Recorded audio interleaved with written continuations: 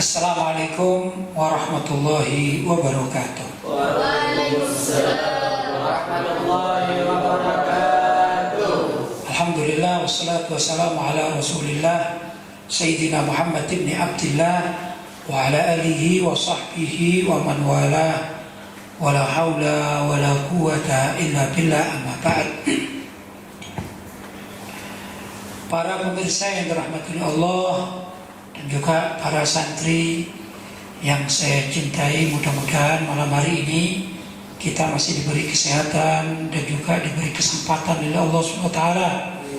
Kita bersyukur karena kita bisa menjalankan ibadah puasa di hari ini. Bahkan ini sudah hampir memasuki sepertiga terakhir bulan suci Ramadan, ya. Kita sudah melalui sepertiga pertama, yaitu 10 hari pertama yang disabdakan oleh Nabi Muhammad SAW sebagai turunnya rahmat kepada kita. Kemudian kita melanjutkan dengan sepertiga kedua atau 10 hari kedua atau pertengahan Ramadan, yang itu adalah termasuk Ghufranudz Dzunub, pengampunan dosa bagi kita semua. Alhamdulillahirabbil alamin. Dan insya Allah sebentar lagi kita akan memasuki satu waktu yang dikatakan sebagai waktu itu Idqun minan nar, yaitu 10 hari terakhir pada bulan suci Ramadan. Alhamdulillah, mudah-mudahan kita di dalam melaksanakan ibadah puasa bulan suci Ramadan ini benar-benar dicatat sebagai orang yang berbahagia baik dunia maupun di akhirat nanti. Allahumma amin. Ya ikhwan, sebagian dari sahabat-sahabat kita, teman-teman kita, saudara-saudara kita sekarang juga ada yang sedang umroh, melaksanakan ibadah sunnah umroh, pergi ke tanah suci. Ada yang sedang tawaf, ya, atau juga sedang ikut taraweh 23 rakaat di mana? Di Mekah, ya. Maksudnya tawaf itu juga umroh, melaksanakan umroh di bulan suci Ramadan, yang dikatakan siapa orang yang umroh pada bulan suci Ramadan itu, kata Nabi, pahalanya hampir sama dengan haji bersama Nabi Muhammad SAW.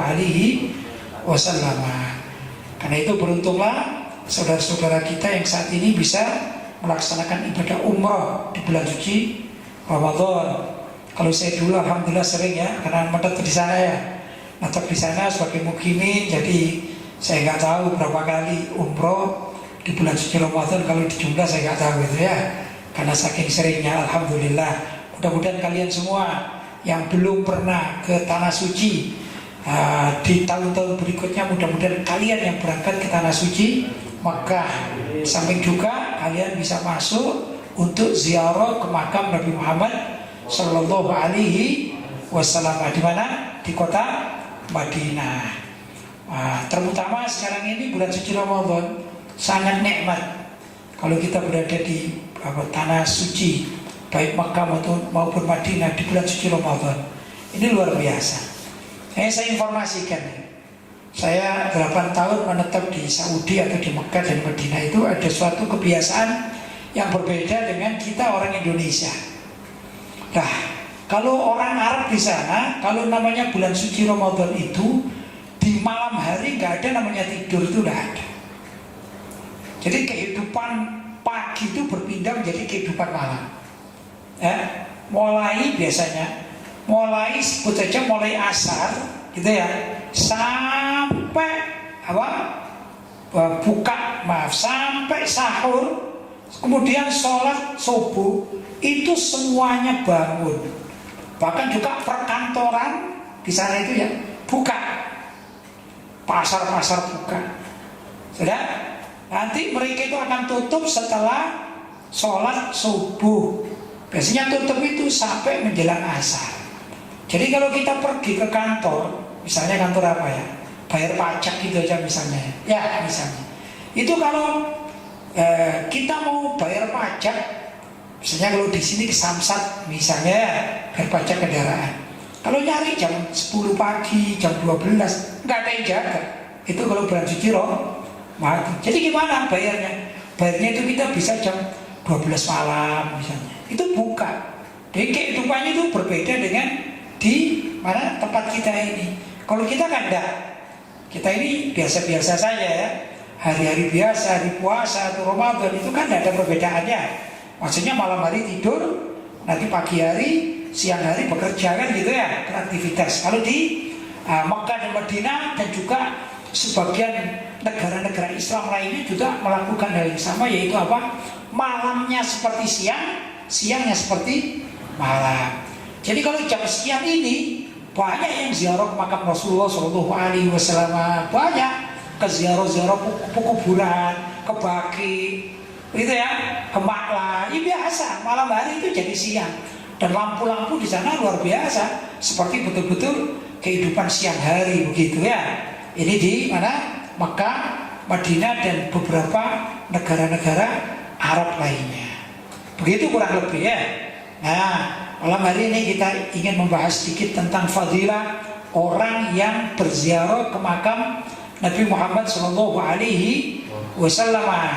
Sebagaimana pada awal pembicaraan yang saya sampaikan bahwa buku yang saya tulis ini yaitu Jaga Akidahmu mencakup beberapa sesi atau pembahasan, pembahasan bab sholat, pembahasan bab puasa, kayak gitu ya.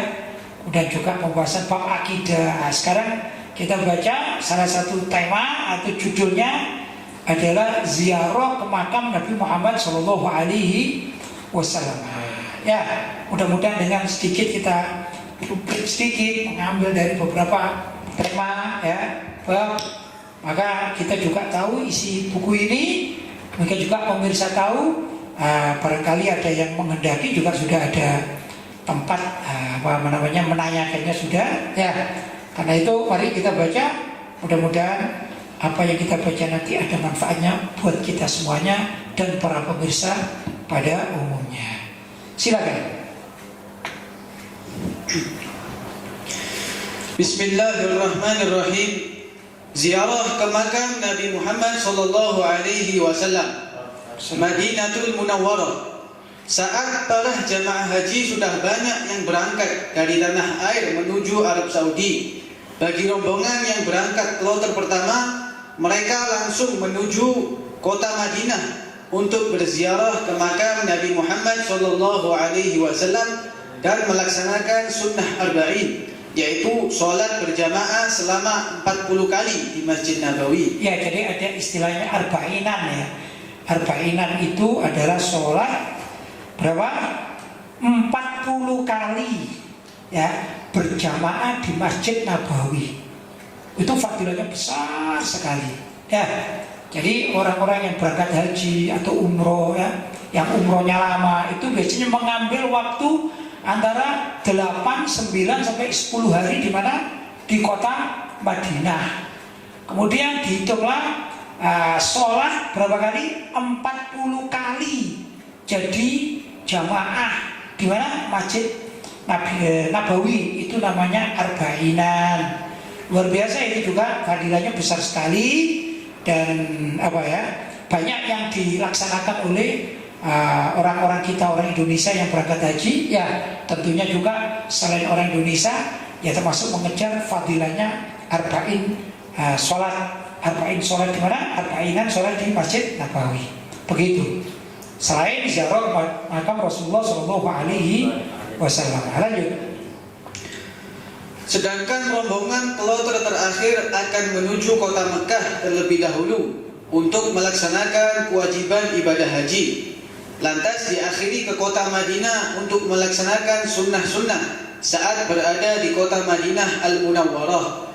Karena itulah para jamaah haji ini bermukim di Madinah Al-Munawwarah selama kurang lebih 10 hari. Ya, kalau itu mengacu pada jamaah haji ya. Tapi kalau mengacu pada orang-orang yang umroh itu tergantung rombongannya, travelnya mengajak bagaimana ya. Nah, begitu. Nah, ini kalau kita berangkat haji atau juga mungkin seperti saya dulu mukim di Madinah. Saya alhamdulillah mukim di Madinah itu 3 tahun. Maka di samping mengejar arba'in sholat arba'inan ya, arba'inat itu sholat 40 rakaat 40 kali di Masjid Nabawi ya. Juga ada ziarah-ziarah.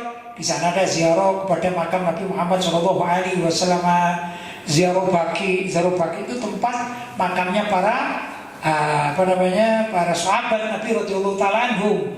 Juga para ulama-ulama salaf terdahulu banyak di Baki itu ya.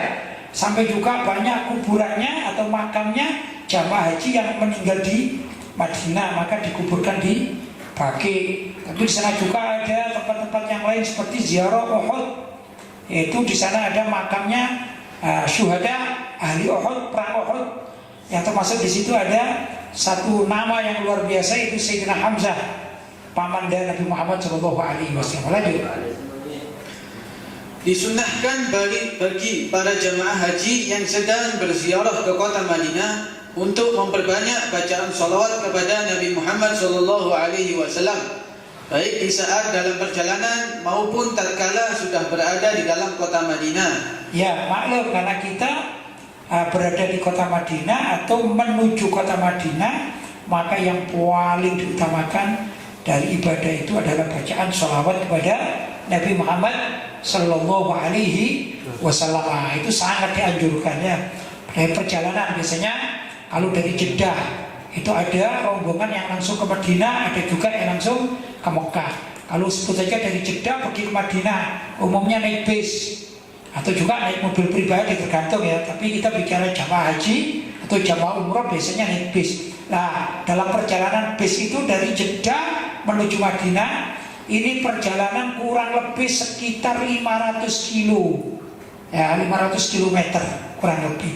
Mungkin kalau di Jawa ini, saya orang Malang itu ya, 500 kilo itu barangkali dari Malang menuju Jogja gitu ya, perjalanan naik bis. Nah, saat naik bis itu hendaklah orang yang akan ziarah ke makam Nabi yaitu banyak membaca selawat kepada beliau Nabi Muhammad SAW. Lanjut. Lebih disunnahkan memperbanyak bacaan salawat kepada Nabi Muhammad SAW saat dalam perjalanan menuju Madinah, yaitu tatkala sudah dapat melihat menara Masjid Nabawi, bahkan tatkala melihat pohon-pohon kurma yang buahnya menjadi makanan favorit Nabi Muhammad SAW. Dan jika semakin dekat dengan Masjid Nabawi, tepatnya di saat melihat kubah Masjid Nabawi, lantas berjalan menuju pintu-pintu Masjid Nabawi, dianjurkan membaca Allahumma hadza haramu nabiyyika faj'alni wiqayatun minan nar wa amanan minal azabi wa su'il hisabi waftah li abwaaba rahmatik. Yang artinya, ya Allah, ini adalah tanah suci nabimu, maka jadikanlah ziarahku ini sebagai pelindung dari api neraka dan keamanan dari siksa pedih serta buruknya amal timbangan, dan bukalah bagiku pintu rahmatmu. Ya, jadi orang kalau menuju kota Madinah itu ya, kalau malam hari itu saya paling senang itu kalau malam hari ya, malam hari atau menjelang subuh gitu biasanya. Kami ini yang dari Makkah itu sampai di dekat Madinah itu luar biasa itu. Lampu kota Madinah atau lampu yang mengitari Masjid Nabawi itu sudah bercahaya, bersinar. Nah, di saat itu hati kita ini betul-betul tertambat kepada Nabi Muhammad SAW. Saat itulah kita banyak bersolawat kepada Nabi, doa ya, mohon keselamatan kita berkat syafaat Nabi Muhammad SAW dan sebagainya. Dan kerinduan di situ luar biasa. Disunahkan juga tatkala kita melihat pohon-pohon kurma. Pohon kurma itu paling banyak di Madinah. Walaupun di Mekah ada, tapi memang namanya pohon atau kebun kurma itu mayoritas di mana? Di Madinah. Ya. Saya tidak menyamakan antara pohon kurma dengan pohon sawit, tidak ya. Tapi begini, kalau saya ini kan orang Jawa atau Pulau Jawa, itu cari pohon sawit sulit. Tapi begitu kita pergi ke pulau luar Pulau Jawa, misalnya kita pergi ke mana? Pulau Kalimantan. Begitu masuk di pedalaman Kalimantan rata-rata di situ adalah apa? Pohon sawit, begitu ya. Di Sumatera juga begitu, dan beberapa tempat lainnya ini di pulau-pulau di luar Pulau Jawa. Nah, mungkin kita bisa melihat di YouTube atau apa gitu tentang pohon sawit. Seperti pohon sawit itulah ya tata cara mau melihara pohon kurma, begitu ya. Nah, kemudian ada rimbun-rimbun, tapi ya pohonnya bukan rimbun seperti rimbun kayak hutan, bukan begitu. Ada tempat-tempat apa lowongan-lowongan begitu ya, dan lain sebagainya. Nah, ada juga jalan yang menuju ke kota Madinah itu, gitu ya. Di kanan kirinya, apa? Ini adalah pohon sawit, pohon kurma. Ya, dulu tatkala Nabi Muhammad SAW hijrah dari kota Mekah menuju kota Madinah, gitu ya. Beliau juga melewati pohon-pohon kurma, dan pohon-pohon kurma itu bersalam atau mengucapkan selamat atas kedatangan Nabi Muhammad SAW. Ya, wasallamat alaihin ahjar, kan gitu kan ya, atau asjar, wasallamat alaihin asjar, dan mengucapkan salam kepada Nabi Muhammad itu batu-batu di jalan juga. Syajaroh apa syajaroh, pohon-pohon kurma mengucapkan selamat kepada Nabi Muhammad SAW. Pohon saja mengucapkan salam kepada Nabi Muhammad SAW. Bagaimana kita kan gitu ya. Maka adalah kita tatkala masuk kota Madinah melihat rimbunnya apa jadi pohon kurma, kita memperbanyak ucapan salawat dan salam kepada Nabi Muhammad SAW. Begitu ya. Lanjut. Perlu diingat, sebelum bersiap-siap masuk ke Masjid Nabawi untuk berziarah ke makam Nabi Muhammad SAW, maka disunnahkan mandi sunnah, memakai parfum wangi, serta memilih pakaian terbaik yang dimilikinya. Alangkah mulianya jika memilih yang berwarna putih agar mendapat pahala sunnah, karena Nabi Muhammad SAW juga senang terhadap pakaian yang berwarna putih. Ya, jadi kalau kita masuk kota Madinah itu adalah kita berwangi-wangian, mandi, berwangi-wangian, gitu ya. Kita tidak dalam keadaan menggunakan pakaian ihram, tidak, biasa, pakaian biasa. Tapi kita mandi, gitu ya, agar seger, kemudian wangi-wangian, dan disunahkan berbaju putih. Kenapa sih? Karena Nabi Muhammad SAW dikatakan, wa kana sallallahu alaihi wasallam yuhibbul bayad. Nabi Muhammad itu dulu senang dengan warna putih, karena warna putih disenangi oleh Nabi. Tidaklah kita juga menggunakan warna putih, begitu. Agar apa? Nabi itu senang tatkala kita berziarah ke makam beliau. Begitulah. Lanjut. Tatkala melangkahkan kaki memasuki halaman Masjid Nabawi yang di dalamnya terdapat makam Nabi Muhammad SAW, maka hendaklah sedikit menundukkan kepala dengan niat penghormatan kepada Nabi Muhammad SAW serta seluruh bagian masjid peninggalan beliau SAW itu. Lantas sholat tahiyatul masjid 2 rakaat. Ya, jadi kalau kita sebagai orang Ahlussunnah wal Jamaah yang mengerti adab sopan santun, kita diajari ilmu akhlak, ilmu tasawuf, kan gitu ya.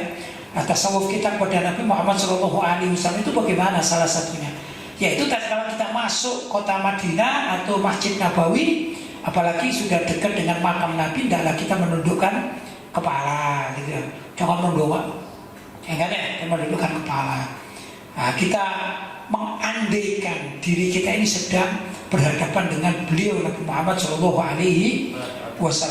seorang yang punya akhlak, punya adab sopan santun yang baik kepada Nabi Muhammad SAW, pasti akan menundukkan kepala, begitu ya, di hadapan beliau. Dan kita bayangkan bahwa kita ini berada langsung di hadapan beliau, seakan-akan beliau hidup di depan kita. Kita ini segan, kita ini merasa sungkan, ya, gitu ya. Dan beliau itu orang yang hebat. Maka apa yang harus kita lakukan? Kita menundukkan kepala. Jangan kemudian jalan, jangan, naudzubillah min dzalik, itu kesombongan. Ya, begitu kurang lebih. Lanjut. Kemudian hendaklah segera menuju muwajahah. Muwajahah maksudnya adalah tempat di depan pintu makamnya Nabi. Nah, itu namanya muwajahah. Misalnya ini ciri makam ya. makam ke sana itu, nah pintunya sebelah sini kita wajah ada ke sana. Ya, kalau misalnya itu, ya di situ tuh pintu makam Nabi, maka wajahnya ada ke sana, gitu ya. Namanya muwajah. Jadi kalimat wajhun itu kan menghadap. Jadi menghadap pintu makamnya Nabi Muhammad SAW. Lanjut. Yaitu tempat yang disediakan khusus untuk berziarah ke makam Nabi Muhammad SAW untuk mengucapkan salam kepada beliau SAW dengan bacaan atau doa salam, sebagaimana yang banyak ditulis oleh para ulama dalam panduan buku tuntunan ibadah haji dan ziarah Nabi Muhammad SAW, antara lain Assalamu alayka ya Rasulullah, Assalamu alayka ya Nabi Allah, Assalamu alayka ya Sayyidal Mursalina wa Khataman Nabiyyin, Assalamu alayka ya Qa'idal Hurril Mujahhalin, Assalamu alayka Muhajjalin, Hurril Muhajjalin. Assalamu alayka ya Qa'idal Hurril Muhajjalin, Assalamu alayka wa ala ahli baitika at-tayyibin at-tahirin wa ala azwajika at-tahirati ummahatil mu'minin, Assalamu alayka wa ala ashabika ajma'in, Assalamu alayka wa ala al-anbiya'i wal mursalin wa sa'iri ibadillahi as-salihin. Ya, itu salah satunya. Lanjut. Jika ada keluarga atau handai taulan yang titip salam kepada Nabi Muhammad SAW, maka hendaklah diucapkan Assalamu alayka ya Rasulullah min bapak fulan atau ibu fulana. Kemudian membaca salam kepada Sayyidina Abu Bakar As-Siddiq dan Sayyidina Umar bin Khattab yang makamnya berdempetan dengan makam Nabi Muhammad SAW. Ya, di situ kalau kita berada di muwajah, maka kita ini sama halnya menghadap makamnya Nabi Muhammad SAW. Kemudian di sebelahnya itu adalah makamnya Sayyidina Abu Bakar As-Siddiq.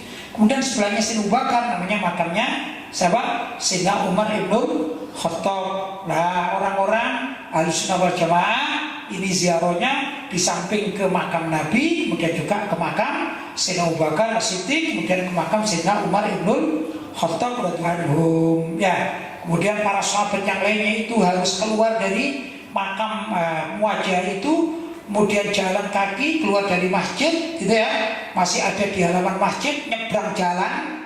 Begitu gambarannya, nyebrang jalan. Tapi ini sekarang bukan jalan lagi, namanya saha. Saha itu halaman luas. Kalau dulu itu di situ ada jalan mobil. Kalau zaman saya di sana masih jalan mobil ya.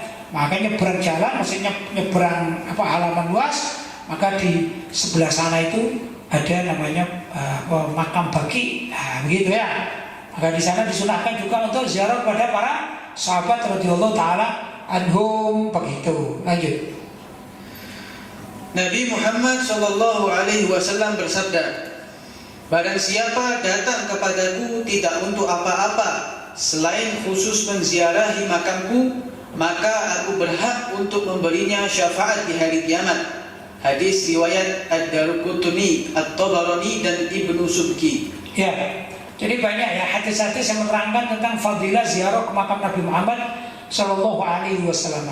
Di antara juga ada hadis yang disabdakan oleh Nabi SAW, man zara qabri wajabat lahu syafaati. Ini hadis yang sangat masyhur ya. Man zara qabri wajabat lahu syafaati. Barang siapa yang menziarahi kuburanku, makamku, man zara qabri, kuburanku, wajabat lahu syafaati, maka besok di padang mahsyar akan mendapatkan, atau pasti wajib itu ya, pasti akan mendapatkan syafaatku, kata Nabi Sallallahu Alaihi Wasallam. Karena itu sangat sangat luar biasa kalau para pemirsa juga para santri bercita-cita untuk ziarah ke makam Nabi Sallallahu Alaihi Wasallam. Kalau memungkinkan untuk berangkat haji, berangkat haji. Tapi berangkat haji ini agak sulit juga sekarang, menunggu kota, menunggu giliran ya yang panjang. Maka orang biasanya praktis, yaitu umroh terlebih dahulu, gitu ya. Ya, umroh terlebih dahulu. Ada yang umroh itu yang enak. Kalau sekarang yang saya tahu ya, umroh yang betul-betul mendapatkan fasilitas yang baik itu ada yang, ini saya katakan umroh biasa, bukan yang sangat super itu, bukan ya. Ada yang harganya sampai 30 juta ya, 35 juta gitu. Kalau mungkin sebelum corona ini ya, mungkin 5 tahun yang lalu itu masih ada yang umroh 15 juta, 20 juta. Tapi kalau sekarang ini saya lihat di pengumuman orang yang membuka travel umroh itu sudah sampai 25 juta, 30 juta gitu ya. Nah, di sana kurang lebih ya 10 hari barangkali gitu, tapi bisa untuk ziarah ke makam Nabi Muhammad SAW. Begitu ya. Nah, kalau saya alhamdulillah 3 tahun dulu di mana? Di kota Madinah. Kalau ditanya berapa kali ziarah makam Nabi, kurang tahu juga ya. Karena saya selama 3 tahun itu seingat saya dalam seminggu itu paling tidak 2 kali kita ini ke Masjid Nabawi. Karena tempat kita itu 1 kilo, atau pondok kita, pesantren kita ya, yang diasuh oleh Abu Yazid Muhammad Ali Al-Maliki. Jadi tempat nginep kami ini dari Masjid Nabawi itu sekitar berapa? 1 kilo begitu. Nah, kita mestinya jalan kaki. Tapi kadang-kadang seringkali kita ini ditawari orang pada sedan lewat itu, din mana? Masjid Nabawi, suruh naik. Sering orang begitu ya. Tapi kami sendiri sering jalan, asik juga jalan gitu sana. Itu seingat saya dulu biasanya hari Jumat akan sholat Jumat itu kadang-kadang kami ini berangkat jam 10 gitu untuk ziarah dulu. Dan hari Senin itu yang saya ingat jadwal waktu saya berada di Madinah. Jadi kalau Jumat sama Senin, Jumat Senin begitu. Walaupun kadang-kadang juga kita tidak ke Masjid Nabawi, karena misalnya telat tidak ada masjid yang dekat dengan pemondokan kita atau tempat penginapan pesantren itu agak dekat, ada masjid juga ya, namanya Babul Awali. Jadi tempat saya dulu di pesantrennya nama Babul Awali ya. Kadang-kadang kita sholatnya di Babul Awali itu berarti nggak ke Masjid Nabawi, tapi secara global itu kita ini dalam seminggu kemungkinan besar seminggu sekali itu ke Masjid Nabawi selama 3 tahun. Alhamdulillah, dan selalu ziarah ke makam Nabi Muhammad SAW. Mudah-mudahan para pemirsa ya, yang mendengarkan apa yang saya sampaikan ini, juga para santri, saya doakan mudah-mudahan kalian semua suatu saat yang belum pernah pergi ke makam Nabi SAW bisa ziarah ke makam Nabi Muhammad SAW agar kelak mendapatkan jaminan syafaat dari Nabi SAW, sebagaimana sabda beliau, man zara qabri wajabat lahu syafaati. Barang siapa yang ziarah ke makam kuburanku, maka wajib baginya mendapatkan syafaatku. Allahumma amin. Lanjut. Nabi Muhammad SAW juga bersabda, barang siapa berhaji lantas menziarahi makamku setelah aku wafat, maka seakan-akan ia menziarahiku di saat aku hidup. Hadis riwayat Ad-Darqutni. Ya, jadi fadilahnya orang ziarah ke makam Nabi itu ya, walaupun Nabi Muhammad sudah wafat, tapi seakan-akan kita ziarah, bertamu ke rumah Nabi, berjumpa dengan Nabi secara langsung, seakan-akan begitu fadilahnya, keistimewaannya orang ziarah makam Rasulullah SAW ya. Kalau zaman para sahabat itu memang hidup bersama Nabi, nah kita kan tidak hidup bersama Nabi. Ada caranya agar kita mendapat keutamaan seperti hidup di zaman Nabi, yaitu kita ziarah ke makam beliau Nabi Muhammad SAW. Maka itu diakui oleh Nabi, seakan-akan bagi kita yang ziarah ke makam beliau, seakan-akan kita menemui beliau tatkala beliau masih hidup. Ini kan luar biasa ya. Karena itu bercita-citalah kalian kalau bisa untuk bisa umroh atau bisa haji. Jangan cita-cita pertama ini, saya ingin pergi pergi ke Amerika, saya pergi ke Jepang, saya pergi ke Cina. Jangan itu dulu. Pergi ke Amerika boleh-boleh saja, pergi ke Jepang boleh-boleh saja. Tapi yang paling afdal, cita-cita yang apabila mendapatkan uang, hendaklah bercita-cita pergi ke makam Nabi Muhammad SAW. Ini sangat afdal ya. Dalam kita menabung sedikit demi sedikit. Nah, menabung tujuan. Kalau saya tabungan sudah penuh, nanti saya akan buat untuk pergi ke makam Nabi Muhammad Sallallahu Alaihi Wasallam. Begitulah kurang lebih ya. Masih ada? Sudah. Baik. Karena sudah selesai, maka kita akan melanjutkan sesi tanya jawab kita ya.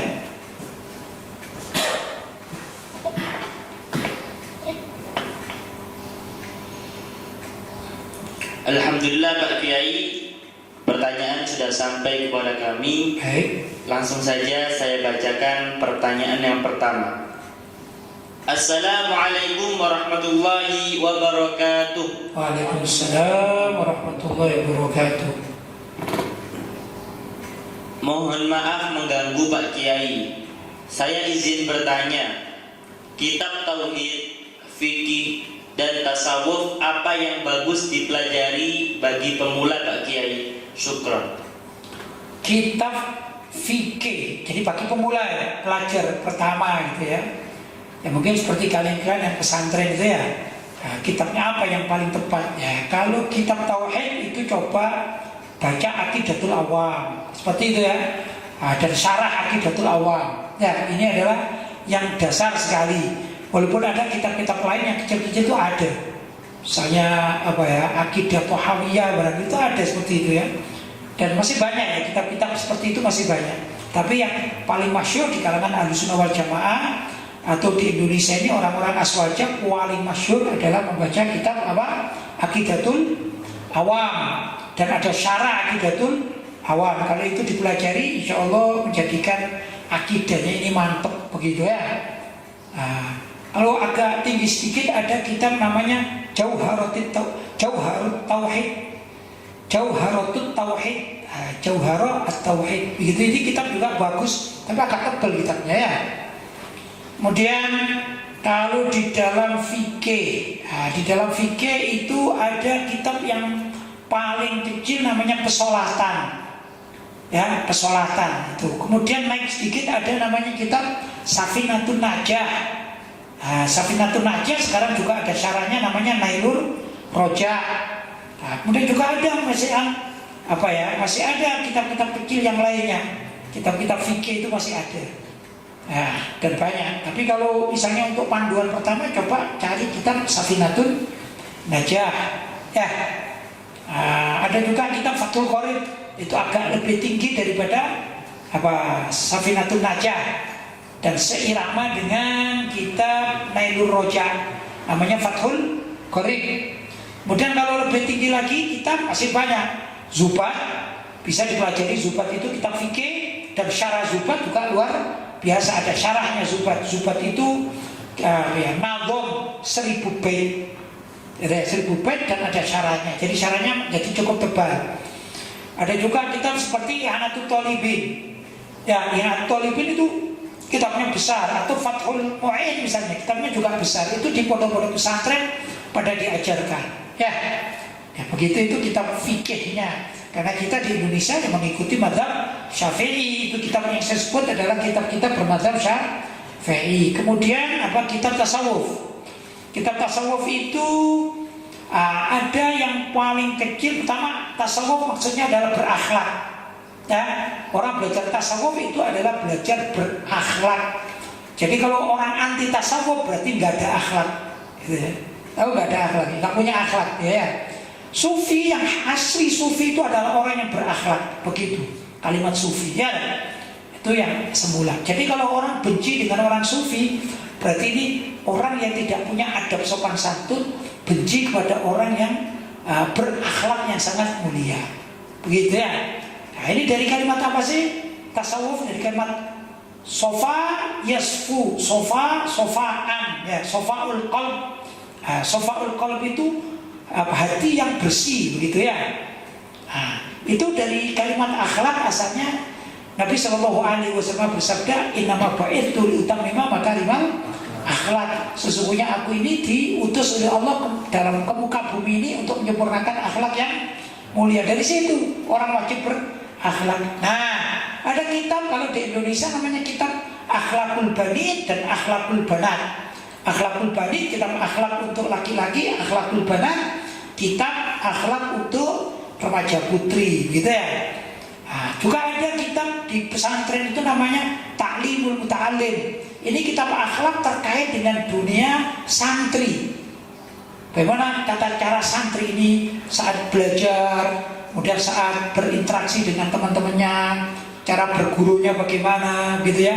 Cara menghadapi guru-gurunya, demikian juga menghadapi masyarakat pada umumnya. Ada namanya kitab Ta'limul Muta'alim. Ya, ini juga kitab tasawuf yang dasar. Kemudian juga ada kitab yang tasawuf langsung berpikir syariat, itu namanya kitab Sulamut Taufik. Sulamut Taufik. Ini awalnya kitab ini membahas tentang fikih, tapi pada akhirnya masuk kepada dunia tasawuf. Ada lagi kitab tasawuf yang banyak dibaca di pondok-pondok pesantren namanya Bidayatul Hidayah. Kitab Bidayatul Hidayah karena karya Imam Ghazali. Ini juga bagus untuk dipelajari agar kita ini menjadi orang yang punya adab sopan santun baik kepada sesama manusia, terutama kepada Allah Subhanahu wa taala. Paham? Lanjut. Pertanyaan selanjutnya, Assalamualaikum warahmatullahi wabarakatuh. Waalaikumsalam warahmatullahi wabarakatuh. Pak Kiai, apakah yang akikah tidak boleh Orang yang akikah maksudnya. Apakah orang yang berakikah juga? Apakah orang yang berakikah tidak boleh makan dari makanan tersebut? Wah, ini pertanyaannya salah sudah. Mestinya pertanyaannya, bolehkah orang yang berakikah itu makan sebagian daging akikahnya? Boleh. Hukumnya boleh. Akikah itu boleh dimakan orang kaya, boleh. Terutama fuqara masakin terutama ya. Jadi akikah itu pertama yang mengakikahi, misalnya keluarga yang berakikah itu boleh makan sebagian dagingnya. Tapi yang wajib itu adalah sebagian daging yang lain itu diberikan pada orang lain dalam keadaan sudah matang atau sudah masak. Ya, maka ada tradisi di Indonesia ini kalau orang akan mengakikahi putranya atau putrinya, kemudian mengundang tetangga kanan kiri atau handai tolannya itu mengadakan selamatan atau kenduri. Kenduri apa ini? Kenduri akikah. Itu sudah benar. Kenapa? Karena disunnahkan orang membagikan akikah atau daging akikah itu dalam keadaan matang atau masak. Kalau Idul Adha namanya apa namanya? Korban. Kalau korban itu sunnahnya dibagikan dalam keadaan mentah, maka dibagikanlah daging-daging mentah. Ya, tapi kalau akikah sunnahnya dibagikan dalam keadaan sudah dimasak. Nah, kalau sudah dimasak, umumnya kalau diberikan begini kan repot juga ya, sudah berbentuk kuah. Kalau di Indonesia ini biasanya dipakai apa kuah? Gulai, sate, kan gitu kan ya, krengsengan. Nah, itu paling tepat mengundang tetangga kanan dan kiri. Itulah kenduri. Walimah juga boleh dikatakan walimah atau kenduri. Jadi kenduri-kenduri itu sebenarnya melaksanakan salah satu dari ajaran syariat minimal di dalam bab ini adalah akikah. Kenduri apa? Kenduri akikah, diundang akikahan. Nah itu. Kemudian kalau sudah datang sana ya sunnahnya makan, ikut makan gitu. Tapi ya namanya orang kan tidak enak datang untuk makan gitu, tidak enak ya. Mending pakai sholawatan lah, akhirnya membaca sholawat. Wah, begitu kan? Ini namanya kenduri akikahan yang digabung dengan sholawatan. Wah, dapat banyak itu, pahalanya dapat, makanannya juga dapat ya. Dan ini sunnah dilakukan di keluarga muslim yang sedang atau baru memiliki momongan atau anak. Ya, sunnahnya begitu. Kalau laki-laki berapa kambing? Laki-laki 2 ekor kambing. Kalau perempuan 1 ekor kambing. Tuan rumahnya boleh ikut makan, ya. Tuan rumahnya boleh ikut makan. Misalnya saya punya anak, laki, waduh, berarti saya harus menyembelih 2 ekor kambing. Sudah bismillah 2 ekor kambing. Sudah. Kemudian saya panggil tetangga-tetangga sama handetolan saya, family saya undang. Assalamualaikum, tolong ya hadir ya. Saya bikin selamatan akikah. Sudah. Akhirnya selesai mereka kumpul, saya suguhkan ini semuanya. Berupa tadi gulai, terus sate, krengsengan. Otomatis saya juga menyediakan nasi kan. Mau punya nasi sekaligus minuman apa saja terserah. Kemudian buah-buahan umumnya kan gitu. Sudah, akhirnya setelah didoain sama kiai yang hadir, Allahumma amin, Allahumma amin, Allahumma amin, sudah ya misalnya ya, maka makan bersama. Gimana saya? Boleh nggak saya makan? Boleh. Saya punya anak, boleh nggak? Boleh. Istri saya boleh nggak makan? Boleh. Ambil jatah. Keluarga saya yang perempuan tidak ikut di luar sini, karena laki-laki semua. Kita ambilkan gulainya, kita ambilkan nasinya, kita ambil satenya, krengsengannya, kita kirim ke dalam ya, atau ke rumah di dalam ya, biar keluarga yang perempuan juga ikut makan. Boleh nggak hukumnya? Boleh. Asalkan apa? Asalkan tamunya ini juga makan, karena tamunya ini adalah orang luar yang namanya akikah itu harus dibagikan kepada sebagiannya kepada orang luar, maksudnya selain keluarga. Jadi selesai begitu. Jadi pernah tak hadir misalnya para santri hadir diundang akikah ini? Pernah kan? Diundang makan. Jadi itu sudah sesuai dengan sunnah nabawiyah. Paham? Masih ada? Sudah selesai. Sudah selesai. Baik, alhamdulillah malam hari ini kita selesaikan pengajian kita. Mudah-mudahan ada manfaatnya dan mudah-mudahan kita bisa melanjutkan besok hari apa? Bisa hari Kamis kita akan tetap melaksanakan pengajian kita ini. Kemudian juga hari Jumat insya Allah tetap kita melaksanakan pengajian hari Jumat ya, ba'dal tarawih gitu ya. Kemudian para pemirsa, hanya sekedar saya informasikan untuk hari Sabtu ini para santri akan mudik atau pulang liburan pesantren karena kru atau kru atau petugas yang biasa menghidupkan live streamingnya ini pada mudik. Jadi nanti hari Jumat itu sebagai penutupan pengajian kita ya. Mudah-mudahan selama 20 hari dari awal Ramadan sampai hari ke-20 gitu ada manfaatnya. Mudah-mudahan juga kita tetap bisa mengamalkan kelanjutannya pada tahun-tahun berikutnya gitu ya. Barangkali itu yang dapat saya sampaikan. Hadza ma aqulu lakum wa afu minkum. Wassalamualaikum warahmatullahi wabarakatuh. Waalaikumsalam warahmatullahi wabarakatuh.